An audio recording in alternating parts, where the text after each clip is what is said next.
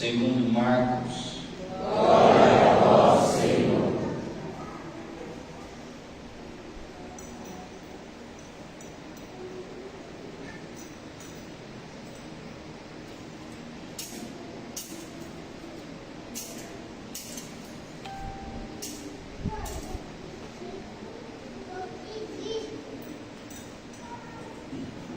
Na cidade de Cafarnaum, no dia de sábado, Jesus entrou na sinagoga e começou a ensinar.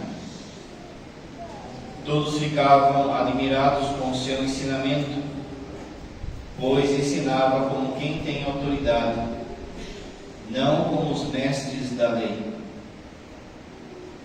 Estava então na sinagoga um homem possuído por um espírito mau. Ele gritou: "Que queres de nós, Jesus Nazareno? Viestes para nos destruir? Eu sei quem tu és o Santo de Deus." Jesus o intimou: "Cala-te e sai dele." Então o espírito mau sacudiu o homem com violência e deu um grande grito e saiu. E todos ficaram muito espantados e perguntavam uns aos outros: "O que é isso? Um ensinamento novo dado com autoridade? Ele manda até nos espíritos maus e eles obedecem?" E a fama de Jesus logo se espalhou por toda parte, em toda a região da Galileia. Palavra da salvação. Glória a vós, Senhor.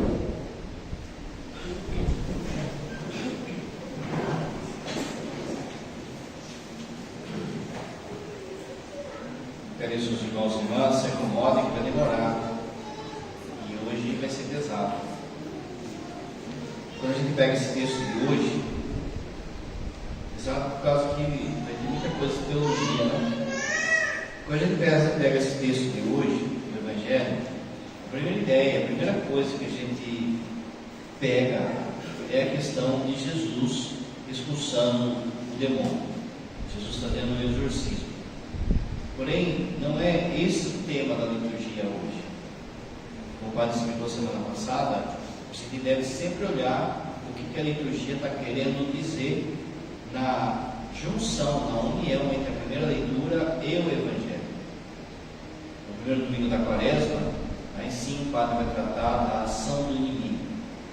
Hoje o tema é a autoridade de Jesus como Deus, a autoridade de Jesus como o Messias esperado. Jesus expulsa o demônio como uma prova dessa autoridade. Se você pegar no Evangelho, você vai ver que no início e no final é repetida a palavra autoridade de Jesus. As pessoas ficavam espantadas com a autoridade de Jesus. Vamos ver o porquê. Mas acima de tudo, esse expulsar o demônio hoje é para mostrar a autoridade dele como Deus e como Messias esperado. Na primeira leitura dá a dica disso, quando Deus diz a Moisés. Primeiro Moisés fala, depois Deus repete: "O Senhor teu Deus fará surgir para ti, da tua nação e no meio dos teus irmãos, um profeta como eu. A ele deverás escutar." Depois Deus fala: "Porém na sua boca as minhas palavras, e ele lhes comunicará tudo o que eu mandar." Então, o povo de Israel esperava o Messias. E diferente do que muita gente fala por aí, não era todo mundo que esperava o Messias político. No povo de Israel, tinha muita gente que esperava, de fato, um Messias Salvador. Qual era a grande cartada para perceber que o Messias chegou? A autoridade dele. A autoridade dele, que era igual a de Deus. Olha o que Deus falou: porei na sua boca as minhas palavras, e eles lhe comunicarão tudo o que eu mandar, de forma que esse Messias vai ser boca de Deus, ou teologicamente vai ser palavra de Deus.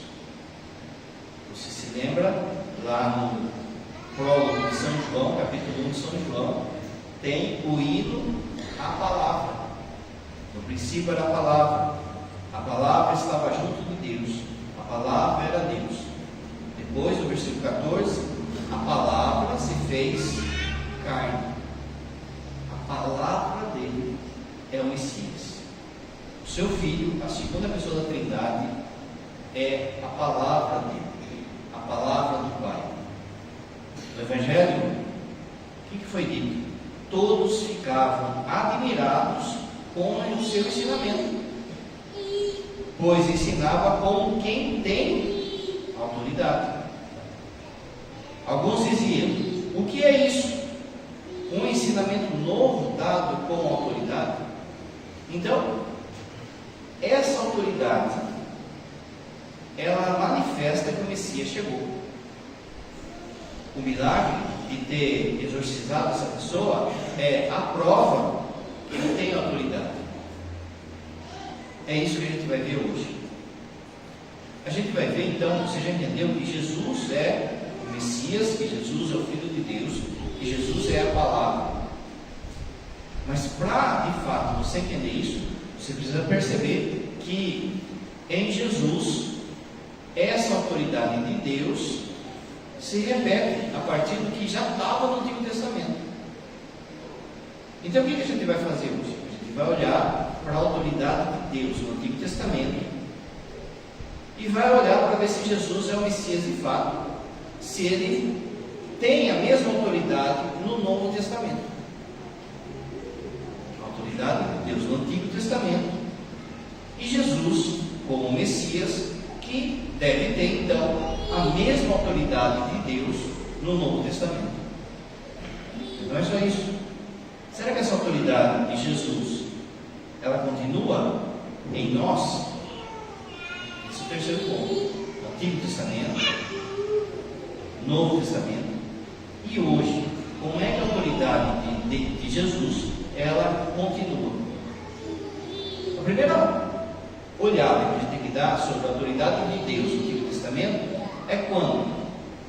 Na criação. A autoridade de Deus de criar as coisas do nada, como diz o catecismo. Deus não precisa de uma matéria pré-existente. Tudo o que Ele cria é do nada. De forma que a sua palavra, quando você pega no Gênesis capítulo 1, é por sua palavra, olha aí a dica, por sua palavra que Deus cria tudo. Deus disse. O que se disse? É uma palavra. Deus disse: haja luz. E a luz foi feita. Não é que quando Deus falou haja luz, os anjinhos foram lá e acenderam, ou construíram uma lâmpada, ou não. Tudo saiu da boca dele. Tudo saiu da autoridade dele. Tudo saiu por meio da sua palavra, vai dizer a carta aos Colossenses. Muito bem. Deus então é Senhor da criação. Por sua palavra ele cria tudo. Ora, Jesus é o Messias? É. Jesus é Deus? É. Então essa autoridade de criar tem que estar também no Novo Testamento. A autoridade sobre as coisas criadas tem que estar no Novo Testamento. E como é que está a autoridade de Jesus sobre a criação? Quando ele manda nas coisas. Quando ele manda a tempestade se calar. Quando ele manda que o pão, por exemplo, seja multiplicado. A matéria, ele faz tudo do nada. Tinha 5 pão, de repente alimenta 5.000 pessoas. Com que autoridade ele faz isso? Com a autoridade de Messias, com a autoridade de Deus. Ele é Deus. O que mais? A autoridade sobre a criação, sobre a física, por exemplo, ele anda sobre as águas. As leis da física não seguram ele, porque ele é Senhor da criação. Também na Eucaristia, ele transforma o pão e o vinho no seu corpo e no seu sangue. Por quê? Porque ele tem poder sobre a criação. Muito bem, essa autoridade de Jesus, hoje, como ela se manifesta? Ela se manifesta como Jesus, ele continua não só a sustentar todas as coisas, mas ele continua a criar. Veja, quando a gente pega, por exemplo, o menino Jesus lá na manjedoura, você vê que ele é uma criança indefesa. Porém, ao mesmo tempo que é uma criança indefesa, como Deus, ele sustenta o universo. Aquela criancinha ali sustenta o universo, para que o universo não volte ao nada. Mas ainda, a ideia que a gente tem às vezes, a ideia errada é de que Deus criou e vazou, e largou a coisa correr por si, como se Deus tivesse dado corda na criação e deixado solto. Não, gente. Ele, Deus, em Cristo, continua criando tudo. Cada formiga, cada folha, cada peixe, ele continua sustentando e criando tudo pelo poder da sua palavra. A pergunta é: por que ele faz isso? Por amor a nós. Porque ele sabe que se ele largar a criação solta, ela não anda, ela não caminha. E quais são as pessoas que mais daí sofrem com isso? Nós. Por amor a nós, então, ele sustenta todas as coisas. E ele cria cada folha, cada mosquito, cada pernilongo, mesmo que você não veja o objetivo do pernilonguinho lá que vai lá sanar você. Mas tudo está sendo sustentado por ele. Essa coisa que a televisão fica falando aí, mãe natureza, é uma figura de linguagem só. Porque mãe natureza não existe um ser mãe natureza. Quem é que está cuidando de fato da natureza?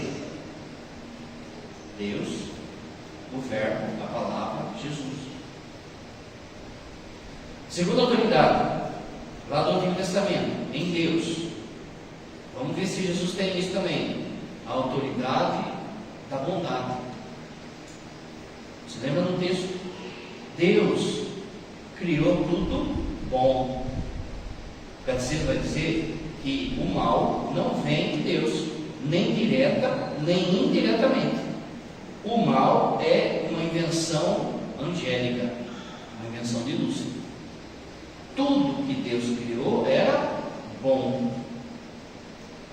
Como que a autoridade da bondade se manifesta em Jesus? Como que ele prova que ele é Deus, que ele é o Messias e tem essa autoridade da bondade?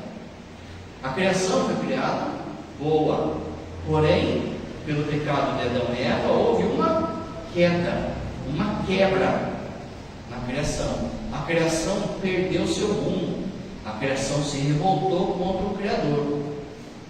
A autoridade de bondade de Jesus vem consertando isso. Deus não precisava, Jesus não precisava, ele não depende disso, mas por bondade ele vem e a palavra recapitula todas as coisas, ele recria todas as coisas. Todas as coisas, depois da queda e do resgate de Jesus, agora tem um outro significado. Foram recriadas. E é por isso que lá no Apocalipse, Jesus diz: eis que eu faço nova todas as coisas.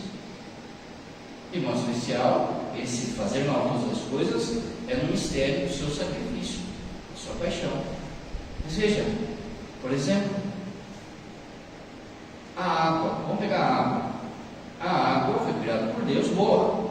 O pecado de Adão e Eva trouxe um desequilíbrio em toda a criação, inclusive na água. Agora, a água, ela tem um novo significado, porque Jesus, a palavra, tocou na água, bebeu água. Entende? E é por isso, por exemplo, que a gente tem hoje um tipo de água que é água benta.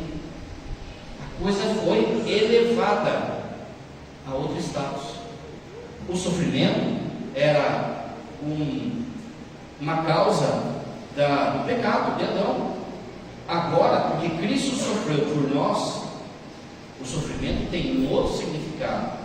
O sofrimento serve para a nossa salvação e para a salvação do outro. Ele recriou. A morte tem um outro significado. A morte também é um castigo, é uma consequência do pecado de Adão e Eva. Agora a morte tem um outro significado, é uma transição para a verdadeira vida em Deus. Então, se o Pai, lá no Antigo Testamento, se Deus cria, no Novo Testamento Jesus cria. Como é que isso se manifesta hoje em nós? Como é que a autoridade de Cristo bom se manifesta hoje em nós? Pela transformação, pela recapitulação, pela recriação de cada um de nós. Quando uma pessoa, de repente, ela está na bebida, está na droga, está na zoeira, está no adultério, está fora da igreja, e de repente escuta a palavra de Jesus e vira outro, e se transforma numa outra pessoa. Ele é recriado, é outro. Você pode conhecer gente assim, e talvez você mesmo já esteja assim. Eu sei que Deus fez isso em mim. Ele me recriou. Cada autoridade dessa, pode esquecer de falar, o padre vai dar um exemplo sempre de um santo. Na autoridade de Criador, lembra que ele sustenta tudo, aparece a figura de São Francisco, que vai entender toda essa dança da criação, que vai entender tudo isso como o amor de Deus. E aí não é tanta coisa que São Francisco a primeira coisa que tem que pensar também é o seguinte: o maior amor de São Francisco não era a criação nem ao pobre. O maior amor de São Francisco era a Eucaristia, por consequência, o pobre e a natureza. Muito bem, nesse esquema, ele percebe que Deus está conduzindo tudo da criação. E ele, por exemplo, escreve um cântico das criaturas. Esse de recriar, aonde a gente vê recriação? Onde que Jesus recriou? A autoridade de bondade que recria as coisas. Olha, tantos santos que eram de um jeito e ficaram outro. Maria Madalena, São Paulo, Santo Agostinho, eles foram recriados. O próprio São Francisco, remodelados pela autoridade do Cristo. No Antigo Testamento, a autoridade da sabedoria de Deus. Existem dois livros específicos no Antigo Testamento para falar da sabedoria de Deus, que tratam da sabedoria de Deus: o livro de sabedoria e o livro de Provérbios. Mas aqui, olha em Daniel o que é dito: bendito seja o nome de Deus de eternidade em eternidade, porque dele é a sabedoria e o poder. Muito bem. Como que Jesus exerce a sua autoridade de sabedoria? Está na cara, né? Por seus ensinamentos, por tudo aquilo que ele vai ensinando. Pensa só, uma das coisas que eu quero ver no céu é isso: quando Jesus vai lá com 12 anos, lá no templo, e começa a conversar com os caras, e os caras ficam admirados com a sabedoria dele. Tem dia que eu fico pensando: o que será que Jesus ficou falando, ensinando para eles? Não é? Deve ter sido fera demais. Tem um quadro famoso dessa passagem em que os Os fariseus estão tudo em volta do menino Jesus, e aí você vê pela cara deles. Tem um falando assim, espantado, sabe, espantado. Tem outro assim, dando risada de ver a sabedoria do menino. E tem outro cara que está passando a mão na barba, assim, tipo assim, não é que ele está certo?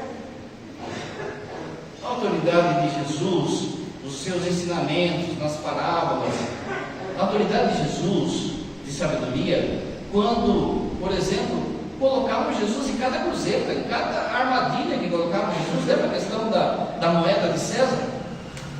Se ele falar que tem que pagar imposto, a gente deda ele para os romanos.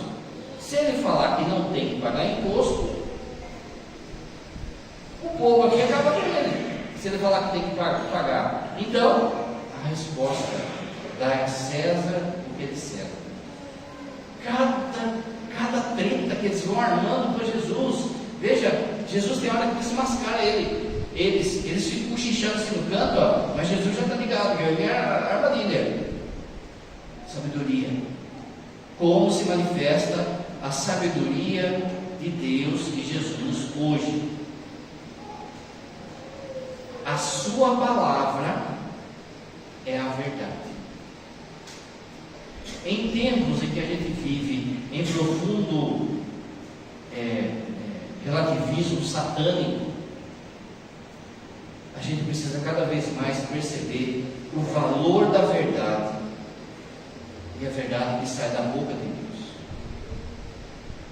Essa história de que cada um tem sua verdade é diabólica.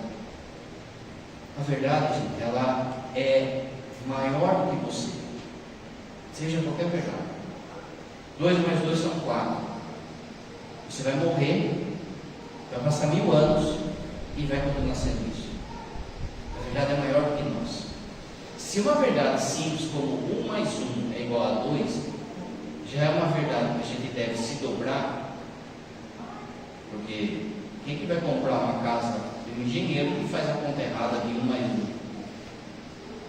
Se numa conta fácil a gente já deve reverenciar a verdade, se dobrar a verdade, imagine nas coisas que saíram da boca de Jesus.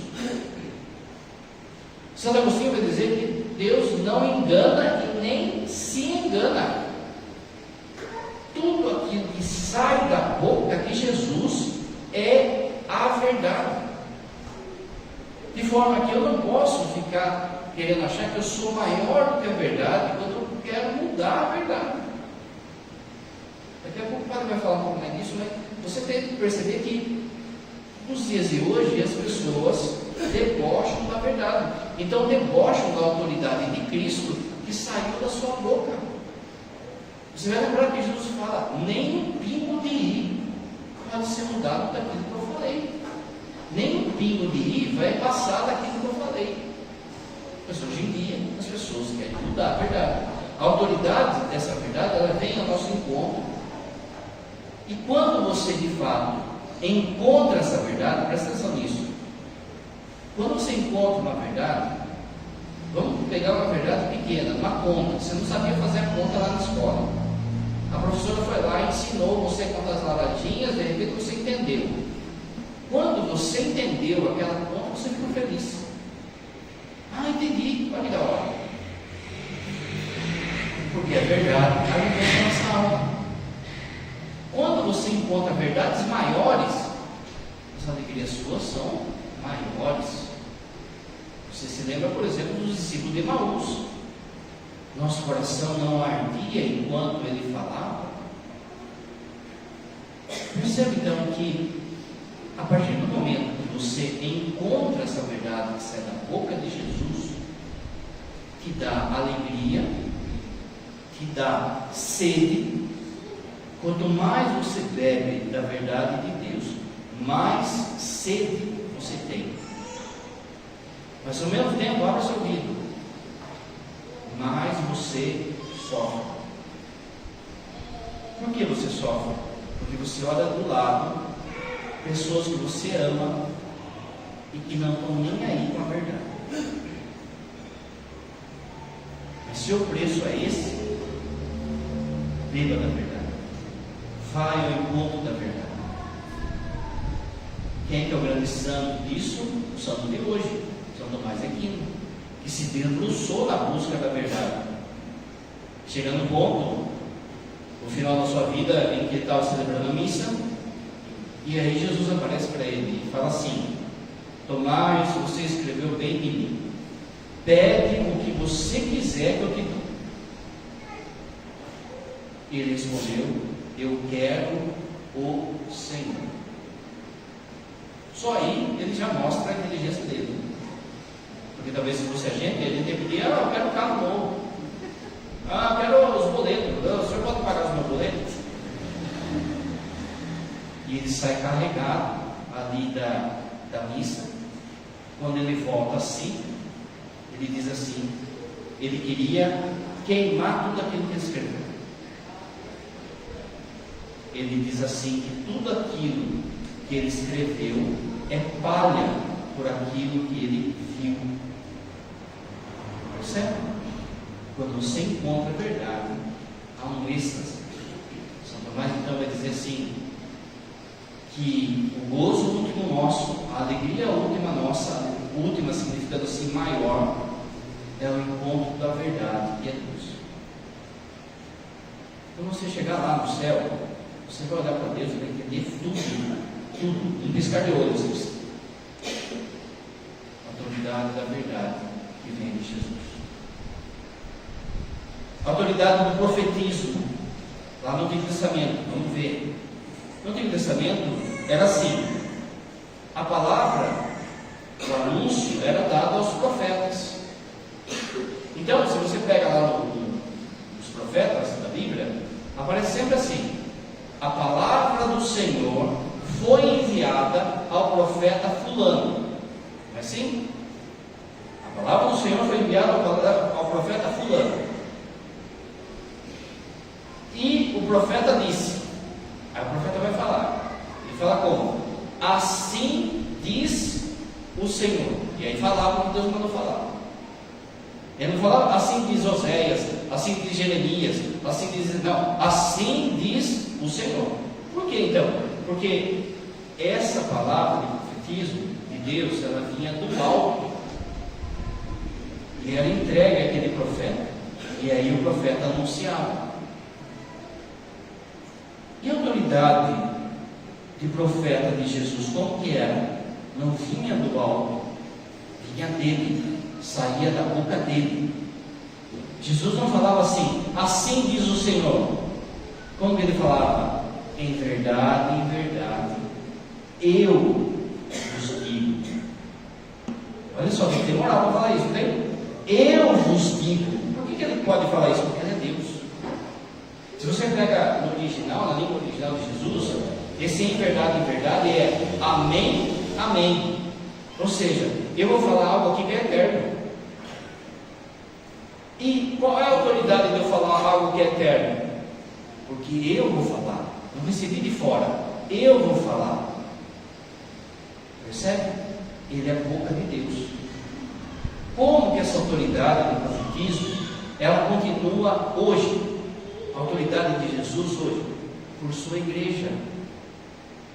A igreja recebe essa missão de exercer com autoridade a palavra que saiu da boca de Jesus. De modo que é dado à igreja a missão de anunciar: ide por todo o mundo, pregai o evangelho, sarai os enfermos, expulsai os demônios. Tudo isso é uma autoridade de Jesus dada à igreja. Essa autoridade da igreja, ela depende daquilo que Jesus falou, da autoridade de Jesus. E é por isso que nenhum papa, nenhum bispo, nenhum padre, nenhum leigo pode mudar aquilo que Jesus falou. Porque a autoridade é dele. E mesmo que a igreja arrume briga com o mundo inteiro, que é o que acontece, porque pensa só, quem é a única instituição que fica falando de família, de casamento, de filhos, de castidade? Mas Ninguém da igreja pode mudar o que Jesus falou. Jesus chega e fala assim: homem e mulher os criou, eles se unirão e se tornarão uma só carne. Homem e mulher. Ninguém separe o que Deus uniu.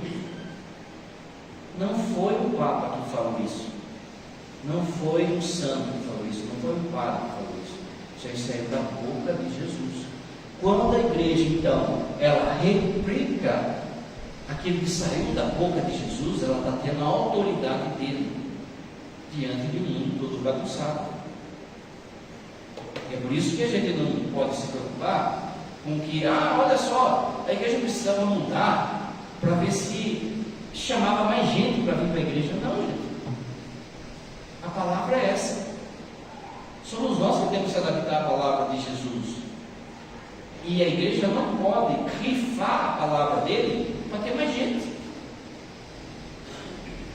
A palavra dele permanece, porque aquilo que ele falou é verdade. Pode, mas cada vez mais vai diminuir. Mas isso aí é bíblico. Qual a novidade? Na carta dos Gálatas é dito que vai chegar um tempo em que a palavra de Deus, a lei de Deus, vai doer no ouvido do povo. Já chegou, gente. Já chegou. Você falar que a grama é verde, a turma tem processo. Qual que é o santo que nos ensina isso? Santa Teresinha. Ela tem uma frase assim, no coração da igreja eu serei o amor. Como é que ela manifesta esse amor? Pela obediência à igreja. Às vezes vem alguns casais assim que fazem o certo, que ensinam as crianças às vezes cedo. Às vezes chega assim o padrão: olha só, meu filho, minha filha tem 4, 5, 6 anos e ela já sabe tudo do catecismo, pode perguntar o que o senhor quiser. Não dava para fazer a primeira Eucaristia já? Não dá, gente. Porque tem que ter a idade certa, porque tem que ter a idade da razão. Você não pode queimar etapa, você não pode pegar do fruto verde, tem que esperar. Sabe onde a gente aprende isso? Com Santa Teresinha, que foi pedir para fazer a primeira comunhão antes. E o que foi falado? Não, vai esperar. Santa Teresinha. Santa Teresinha depois ela vai pedir para o Papa, ela vai lá em Roma pedir para o Papa para entrar no Carmelo, antes da hora. O Papa vai falar: espere. Santa Teresinha vai entender que é nessa obediência da igreja é que se manifesta a autoridade de Jesus na nossa vida. A autoridade lá no Antigo Testamento de Deus como Todo-Poderoso. Aonde que aparece isso lá? No episódio da sarça. Lembra? Êxodo capítulo 3. Moisés está lá cuidando do rebanho, uma ovelha escapa, ele vai atrás, de repente tem uma sarça lá que pega fogo, mas não se consome. Ele vai chegando, não é? E aí ele tem aquela experiência com Deus. Quando Deus dá a missão para ele, ele não queria, vai lá libertar o povo. Ele não queria, mas ele acaba aceitando. Aí ele pergunta assim para Deus: tá bom, mas quando eu chegar lá e o faraó perguntar qual é o Deus, qual o nome do Deus que está me mandando, o que eu vou falar? E Deus responde com um enigma, não um nome próprio, um enigma. Por quê? Porque nome limita a pessoa. Carlos, José, Maria, limita a pessoa, ela é limitada naquilo. Dar nome na Bíblia significa ter poder sobre a coisa. Por isso que Adão dá nome aos animais. Por isso que Jesus coloca o nome dos discípulos, como Pedro, por exemplo. Significa ter poder sobre. Quando você, pai e mãe, dá nome à criança, significa que você tem autoridade sobre ele. Você não espera criar 18 anos, a criança escolher o nome que ela quer, não é? Fica sem nome, sem nome, vem aqui, não é? Você recebeu uma autoridade, você exerce quando você dá nome nessa criança. Só que ao mesmo tempo, esse poder você exerce assim: fulano vem aqui, fulano vai lá, fulano pega isso aqui, fulano. Mas com Deus não dá para fazer isso, porque Deus é Deus. Então não se limita, não dá para limitar o nome de Deus. Então o nome de Deus não pode ser um nome próprio, como José, Maria. O nome de Deus é um enigma. O que Deus responde? Eu sou o que sou. Não tem resposta. Não dá para me explicar. Eu não caio em nada. Não é? Veja só. Esse eu sou o que sou também tem horas que ele fala eu sou somente. Esse eu sou vai dar o tetragrama sagrado, as palavras sagradas, que em hebraico dá Yahvé, ou traduzido Javé. Nunca Jeová. Jeová é uma tradução errada. Yahvé. Javé significa eu sou. Mas veja, não é um nome próprio, é esse mistério do eu sou. De forma que, como você já sabe, ninguém no povo judeu falava esse tetragrama sagrado. Ninguém falava Javé ou Yahvé. Ninguém falava. Por quê? Porque falar esse Yahvé ou eu sou era se colocar no patamar de Deus. Ninguém é digno de ter o nome de Deus na boca, nome entre aspas. Ninguém é digno de falar esse eu sou. Ninguém é digno. Então o que acontecia às vezes? Olha que coisa isso. Às vezes no texto lá que eles estavam lendo na sinagoga, no texto, na folha, estava escrito Yahvé disse, por exemplo. Quando a pessoa ia ler, ela não falava a palavra Yahvé, porque ela não pode. Ela trocava o Senhor, o Altíssimo, mesmo tendo escrito ali. Por quê? Porque ninguém era digno de falar o nome indecifrável de Deus. A autoridade de Deus Todo-Poderoso em Jesus chega e Jesus fala toda hora. E isso dá uma treta. Eu sou o bom pastor, eu sou a porta, eu sou a luz, eu sou o caminho, a verdade e a vida. Quantas vezes Jesus vai falando eu sou, eu sou, eu sou? Os fariseus ficam doidos, porque se ele está falando isso, ele está se colocando no lugar de Deus, mas ele é Deus. Quando vão prender Jesus, a turma chega e fala, Jesus chega e fala para os caras: a quem procurais? A Jesus de Nazaré. O que ele responde? Eu sou. Ele não responde sou eu, ele responde eu sou. Eu sou. Se você tiver uma Bíblia mais ou menos aí, ela mais ou menos de boa, ela tenta forçar para que você entenda isso, colocando essas palavras em maiúsculo, para que você perceba que foi uma palavra diferente que Jesus falou. Quando Jesus fala eu sou, o texto fala que saiu uma luz dele e todo mundo caiu por terra. Prende Jesus, levam lá no sinédrio. Um monte de acusação de Jesus contra Jesus barata. O sumo sacerdote rasgou, pegou. Peraí, vocês estão dando um pouco de vinagre aí. Vamos pegar e falar a coisa certa. Vamos falar de uma vez. Ele chega para Jesus e fala assim: em nome do Deus Altíssimo, você é ou não é o Filho de Deus? Como que ele responde? Eu sou. Você verá o Filho do Homem vindo sobre as nuvens com os anjos, com poder da coisa. O que o sumo sacerdote faz? Ele rasga a veste, sinal de que ele blasfemou, sinal de que ele se colocou no patamar de Deus, na autoridade de Deus. Então ele tem que morrer. Percebe? Como que essa autoridade do eu sou se manifesta hoje na nossa vida? Esse todo-poderoso de Deus se manifesta hoje na nossa vida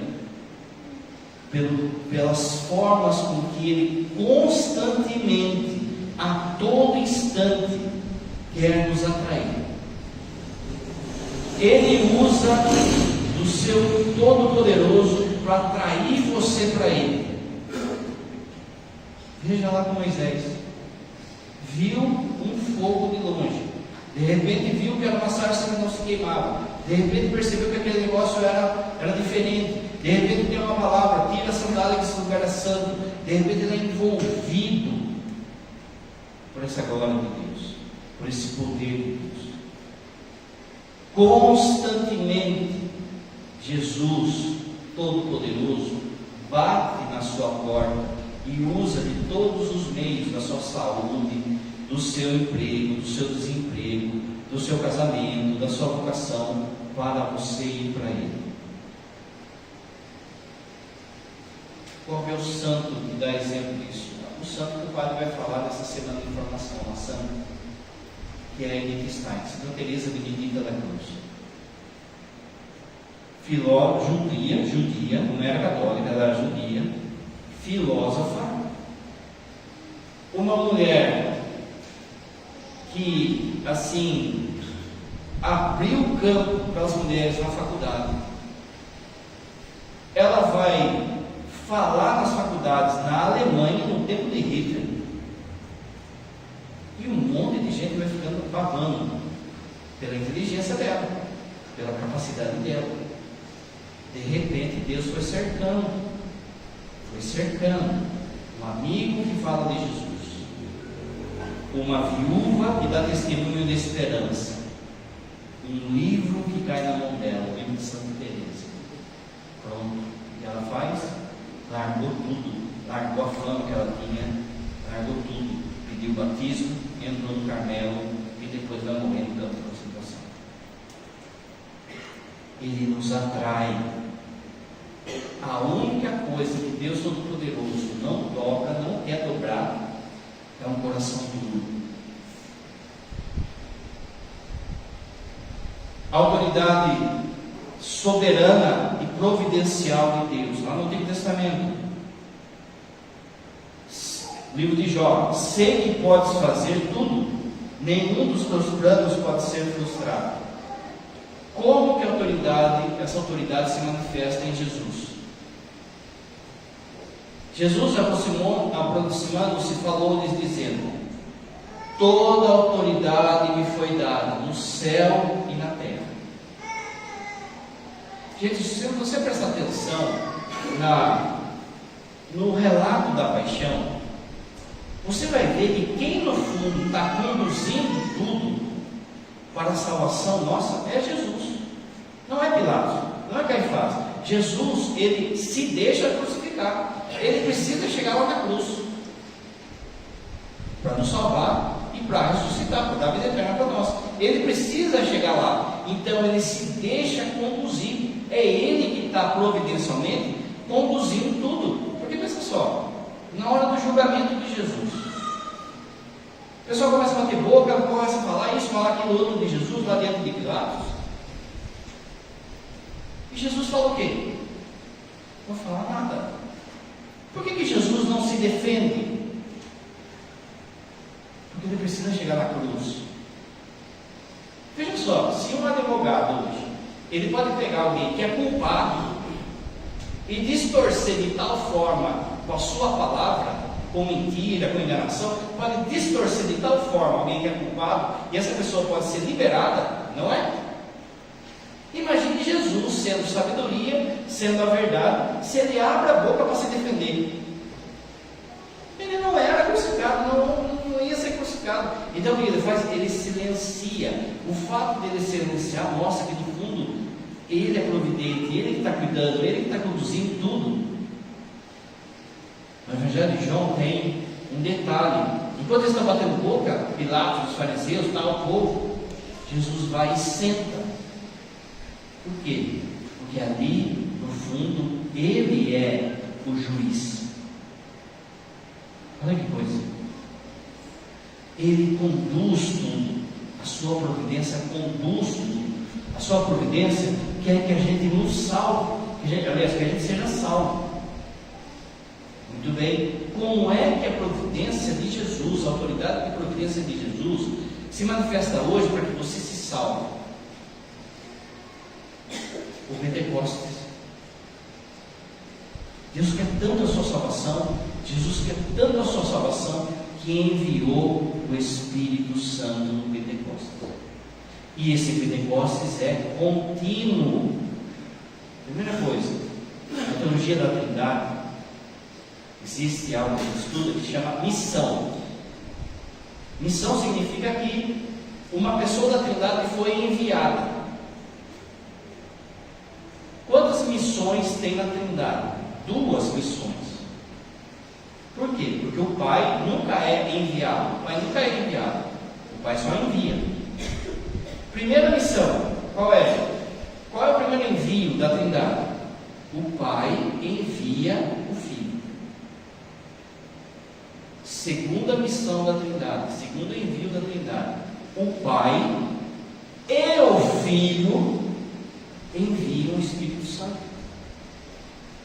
Lembra quantas vezes Jesus fala: é preciso que eu vá para que o Espírito Santo venha. Quando Jesus ressuscita e leva lá dentro dos apóstolos, sopra sobre os apóstolos e diz assim: recebei o Espírito Santo.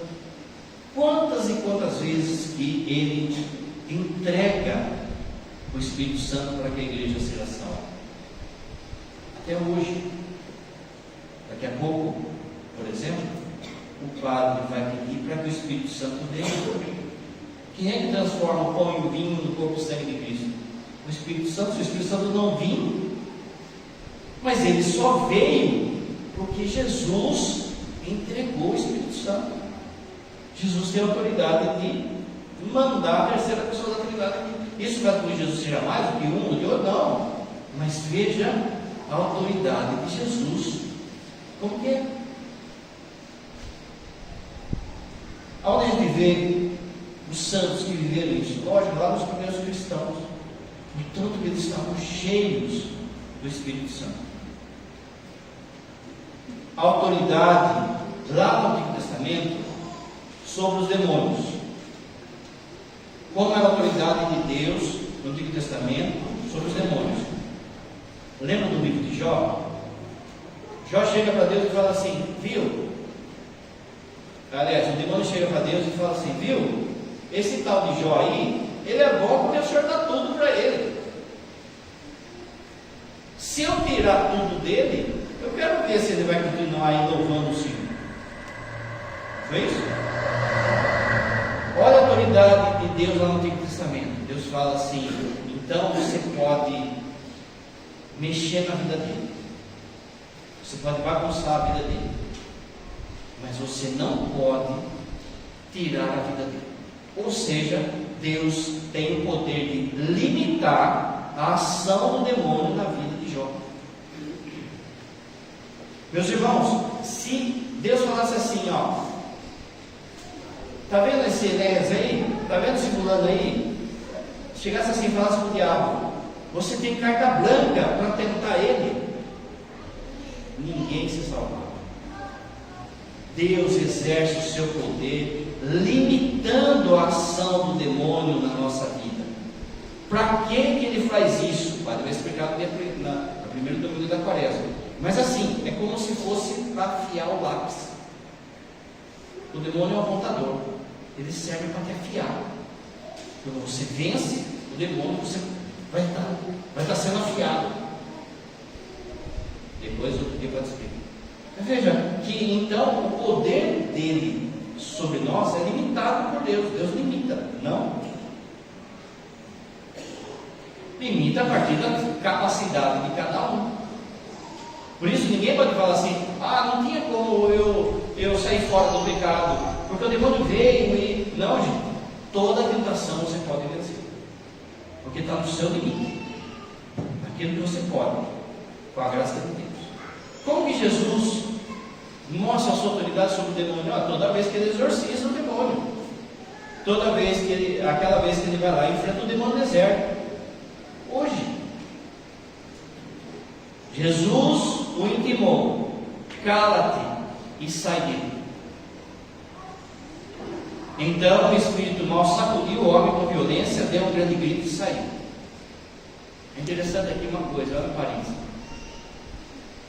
O demônio sacode o cara e dá um grito e sai. Por quê? Porque tipo assim, sabe, você casado aí, ó, Você briga com a sua esposa e chega assim e percebe que ela estava certa, ou ele está certo, mas eu não quero dar o braço a torcer. Então eu pego e saio bufando, assim, sabe? Tá bom, mas você está vendo? É que você não pode falar assim, tá bom, você está certo. Então a pessoa sabe, é assim, o demônio fez, ele saiu bufando. Tá bom, vou sair, mas vou dar um espetáculozinho aqui, né? Como é que a autoridade de Jesus, ela é exercida hoje na nossa vida sobre os demônios? Como é que a ação de Jesus limita a ação do demônio na sua vida? Primeiro de tudo, vida sacramental. Jesus deixou os sacramentos para que você se santifique, antes de tudo, e também para que você seja livre das ações do inimigo. Os sacramentos te protegem, os sacramentais te protegem. O que são os sacramentais? Água benta, vela benta, imagem abençoada. O que mais? O nome dele. O nome dele, pela autoridade do nome dele, a gente pode ser liberto. Pela autoridade do nome da mãe dele, dos santos dele, tudo isso foi dado pela autoridade de Jesus. Uma oração também de libertação, um exorcismo, que no fundo é um sacramental, pela via da santidade, autoridade de santidade, de limitar a ação do demônio na vida da sua vida. O maior exorcista da sua vida é você, desde que você queira ser santo. Existem dois modos de uma pessoa ser exorcista. Um modo você não pode ser. Esse modo é quando o bispo dá a delegação para que a pessoa exerça o ministério do exorcista. O padre exerce, esse você não pode ser. Mas a outra forma, qualquer uma que pode ser. Só ser santo. Não é que sendo santo você vai chegar para o cara que está endemoniado e vai falar, sai daí, capeta. Não. Só o fato de você ser santo vai fazer com que o demônio não consiga ficar no mesmo ambiente que você fica. O demônio não conseguia ficar na mesma cidade que Santa Gema, na mesma cidade.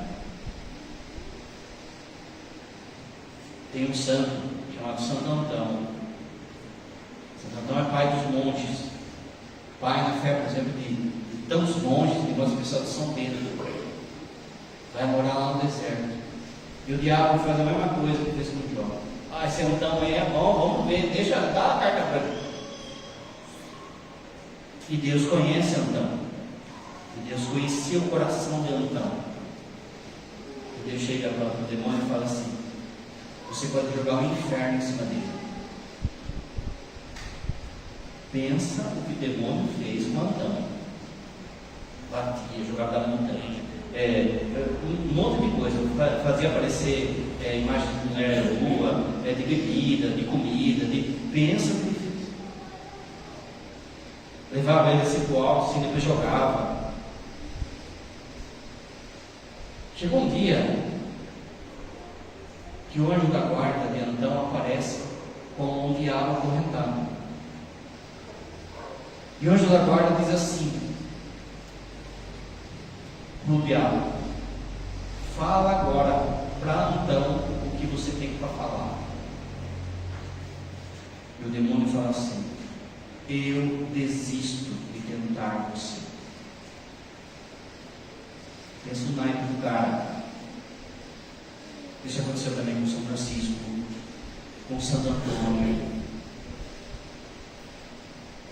Como que Antão vencia o demônio? Pela autoridade que vem de Jesus, na sua santidade. Você é o maior exorcista da sua vida. Para de ficar colocando a culpa que fizeram trabalho para você, que fizeram isso, que a sua vida está empacada, que isso, aquilo, outro, vai ser santo, e vai ser feliz, e vai ser livre. A autoridade moral e espiritual de Deus lá no Antigo Testamento. Como que aparece no livro de Números? Está firme aí, gente. Livro de Números. Deus não é homem para mentir. Veja, existiu uma heresia chamada nominalismo, que voltou hoje e está por aí, que é assim: não, a mentira, ela só é pecado porque Deus quis. Não, gente, a mentira é pecado porque a essência de Deus é verdade, não é arbitrário. Muito bem, como é que a autoridade moral e espiritual aparece de Jesus? Quando ele ensina, e de modo especial, por exemplo, no Sermão da Montanha. Olha a autoridade de Jesus, olha se não é o Messias. Ele fala assim: ouvistes o que foi dito, amarás o seu amigo e odiarás o seu inimigo. Porém, agora eu vos digo, vai ficar mal o inimigo também. Ouvistes o que foi dito: quem se deitar com uma mulher vai cometer adultério. Porém, eu vos digo, aquele que desejar uma mulher no seu coração já cometeu adultério. Olha a autoridade de Jesus elevando a lei do Antigo Testamento. Como que se manifesta hoje esses ensinamentos de Jesus? Primeiro de tudo, pela Bíblia. Chega um cara e fala assim: olha, eu sou católico, mas eu acho que devia liberar o aborto. Tá bom? Mas com que autoridade você está falando isso? Qual passarinho que está isso? Não, eu só acho. Ah, falou, Gonçalo. Então quer dizer que você sabe mais do que a palavra. Não é? Não, gente, é aqui que dita a nossa conduta. É pela palavra. Não pode chegar e simplesmente: eu acho que a igreja está errada nisso, vamos mudar outra coisa. Qual é a outra forma de autoridade, de ensinamento hoje? Pelo magistério da igreja. Quando os papos, os bispos, os padres ensinam aquilo que Jesus ensinou. De novo, chega um cara e fala assim: pensa só, o cara chega lá e ele está vendo construir uma ponte. E aí ele chega lá, ele fala: essa ponte está tudo errada. Tem gente assim por aí, dá palpite em tudo. Essa ponte está errada. Aí o cara pergunta: mas por quê? Por causa disso, por causa disso. Mas quem é você? Você é engenheiro? Né? Não, eu sou pipoqueiro aqui da vida. Está assim nas coisas de Deus, entende? Não tem autoridade. É como se eu pegasse uma farda de polícia, pegasse um bloquinho aqui, e ficasse aqui, só anotando placa. Vai ser multa? Não, por quê? Porque não tem autoridade. A autoridade de ensinar foi dada à igreja, ao seu magistério. Portanto, não sou eu, não é você que liga ou desliga as coisas lá em cima. Não sou eu nem você que tem que chegar e falar assim: eu acho que isso não é pecado. Tá bom, onde que está? Veja só, o cara nunca leu a Bíblia, nunca leu o catecismo, nunca leu uma vida de santo, não reza e acha que pode mudar a lei de Deus. Não está assim hoje? Está assim. Mas se você escuta a palavra do magistério da igreja, você está dando autoridade de Jesus sobre você. Sua vida não dá a deriva. A autoridade de Deus no Antigo Testamento sobre a saúde e a enfermidade. Deuteronômio, capítulo 7: e o Senhor tirará de ti toda a enfermidade, não porás sobre ti nenhuma das más doenças dos egípcios. Quanto que aparece a autoridade de Jesus sobre as enfermidades, sobre a saúde? Quando ele cura as pessoas, fica curado, estende sua mão, volta a enxergar. Como que a autoridade de Jesus ela permanece hoje na saúde? Primeiro, pela evolução da boa ciência. É Deus que está conduzindo, gente.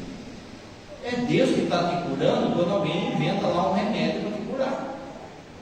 No fundo, é Deus que está ali. Quando você vai dar comida para um pobre, quem está cuidando do pobre é Deus. Ele está usando das suas mãos. Deus, Jesus, exerce essa autoridade de cura quando, por exemplo, um médico vai lá e acerta o diagnóstico, acerta o que está passando, por mais orgulhoso que aquele médico possa ser. E tem por aí, você sabe, médico orgulhoso, que não aceita Deus, que gosta de Deus, mas ele está sendo instrumento de Deus ali sem saber. Deus, Cristo, exerce a sua autoridade quando Ele nos cura de forma milagrosa. E aqui, veja, é quando de fato você tem certeza que Deus colocou a mão. O Padre Pio faz uma menina voltar a enxergar sem a pupila dos olhos. Não é que quando ele rezou por ela, a pupila voltou. Ela continuou sem a pupila e voltou a enxergar. Por quê? Porque era um milagre. Padre, como é que explica o sol dançando lá em Fátima, não sei o que, a transladação, não sei o que? Não, gente, é milagre, não tem explicação, para deixar a explicação. É Deus nos curando. Quem aqui não pode dar o testemunho de que sabe que teve dia na vida e foi Deus que pôs a mão? Todo mundo tem uma história dessa. Se não tem, é porque você é um soberbo. Deus nos cura. Mas existe, olha só que coisa, um meio oficial de Jesus nos curar. Esse meio se chama unção dos enfermos. A pessoa fica doente, aí vai atrás de bezedeira, de passe, de simpatia, disso, aquilo, outro. Meus irmãos, você ficou doente mesmo, não é unha encravada, hein?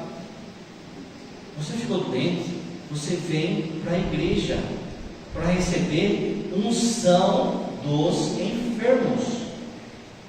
É o poder e a autoridade de Jesus para te curar, ou para te preparar para ir, porque ninguém vai ficar para semente. Jesus ressuscitou Lázaro, vai passar um tempinho, Lázaro morreu de novo, não é isso? Então todo mundo vai morrer. Você pode rezar para sua mãe ser curada dessa enfermidade, o seu pai pode.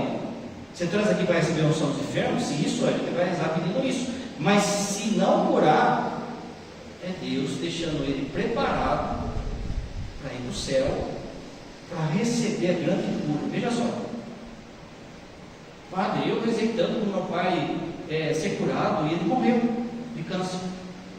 Então Deus me traiu. Não, gente, a história não acabou. Seu pai será curado. No último dia, Deus ressuscitará todos. Não vai ter morte, não vai ter enfermidade. Ele vai curar a todos. A autoridade de Deus no Antigo Testamento sobre o pecado. Livro de Miqueias. Quem, ó Deus, é semelhante a ti, que perdoa as iniquidades e esquece da transgressão do restante da tua herança? Só Deus pode perdoar os pecados. Está certo.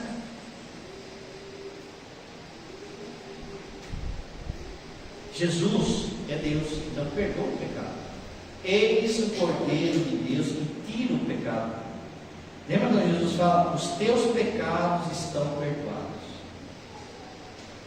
Como que Jesus exerce essa autoridade perdoando os pecados hoje? Você sabe.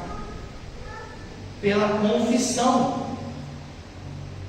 Pela confissão, Jesus te perdoa. Quando você vem para confessar, o padre levanta a mão e diz assim: eu te absolvo. Quem é esse eu? O Enéas? Não, eu, Jesus.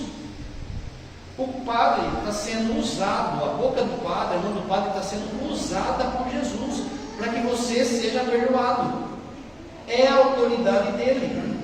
Na missa é a mesma coisa, o padre fala assim: isto é o meu corpo. O corpo de quem? Do Enéas? Não, o corpo dele. O padre está sendo usado por Jesus, a boca dele, a mão dele, as mãos dele está sendo emprestada para Jesus pelo benefício de vocês. Por isso que ninguém pode chegar e falar assim: eu confesso direto com Deus. Qual é o versículo que diz que você se auto-perdoa? Qual é o versículo que está aqui? Não tem, então está sem autoridade. O que tem é o seguinte: Jesus chega para os apóstolos, sopra sobre eles e fala assim: recebei o Espírito Santo, os pecados que vocês perdoarem serão perdoados, o que vocês não perdoarem não vai ser perdoado. Isso tem na Bíblia. A autoridade de Jesus, de Deus sobre a história. Ele é Senhor da história, nada escapa da mão dele. Livro de Daniel: bendito seja o nome de Deus, de eternidade a eternidade, porque dele é a sabedoria e o poder. É ele quem muda o tempo, as estações, remove reis, estabelece reis. Ele dá sabedoria aos sábios e conhecimentos aos entendidos. Como que Jesus manifesta o seu poder sobre a história? Lá no Apocalipse ele diz: eu sou o Alfa e o Ômega, o princípio e o fim, aquele que é, que era e que há de vir. Eu sou o Todo-Poderoso. Ele é Senhor da história. Como é que ele manifesta esse senhorio na história hoje? Primeiro de tudo pela Eucaristia. Só aqui já dá uma homilia. Mas a única coisa que eu vou falar é o seguinte: quando você vem na missa, você está meio que fora da história. Quando o padre levanta a hóstia, levanta o cálice, você está na sexta-feira santa e no domingo de Páscoa, porque Jesus é o Senhor da história. Não é um novo sacrifício, não é teatro, é o mesmo sacrifício que você está ali. Penúltima autoridade de Jesus, a autoridade sobre a vida e a morte. Lá no Antigo Testamento, Samuel diz assim: o Senhor é que tira a vida e dá a vida, faz descer a sepultura e faz tornar subir a sepultura. Como que Jesus é o Senhor e tem autoridade sobre a vida? Primeiro, com as pessoas que ele ressuscita. Lázaro, a filha da viúva, o filho da viúva, Talita, lembra? Mais ainda, como que ele mostra isso? Pela sua ressurreição. Eu sou a ressurreição e a vida. Como que essa ressurreição se manifesta hoje? Como que Jesus exerce essa autoridade hoje? Primeiro, ele nos ressuscita. Quantas vezes talvez você chegou aqui na igreja morto, desanimado, sem esperança, casamento acabado, filho na droga, não sei o que, de repente Deus ressuscitou. Bastou uma palavra, bastou um abraço de um padre, bastou uma bênção de um padre, bastou uma oração de um amigo seu, e você ressurgiu. No fundo, quem ressurgiu foi Ele. Ele nos ressuscita e Ele nos ressuscitará. A morte não é o ponto final. Ele fez essa promessa para nós. Última autoridade. A autoridade de Deus como juiz.